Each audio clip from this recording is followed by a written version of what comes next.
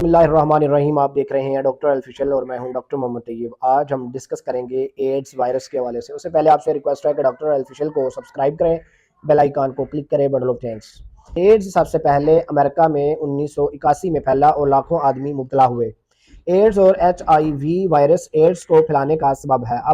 अब एड्स दुनिया में मौत की चौथी आम बीमारी है। इसके 1999 में तकरीबन 2.5 मिलियन लोग मरे। 2000 में 34.5 मिलियन लोग HIV वायरस से मुतरम हुए, जिनमें तकरीबन 24.5 मिलियन सिर्फ सब सहारा अफ्रीका सब सहरान में है, और हर रोज़ तकरीबन 16,000 कैंसर दर्ज होते हैं, जिनमें ज़्यादा जवान होते हैं। जो ये बीमारी दुनिया के हर मुल्क में फैल चुकी है। इसके तदारक के लिए मौसर इंतजामात किए गए हैं और काफ़ी हद तक इस बीमारी पर काबू पा लिया गया है।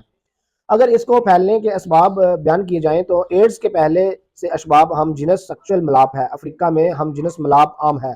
दूसरी वजह मर्दों और औरतों को आपस में करीबी तल्खात की वजह से फैलती हैं। एक मुहतरम के जरासीम तंदुरुस्त आदमी में मुंतकिल हो जाते हैं और इस तरह ये बीमारी फैलती है।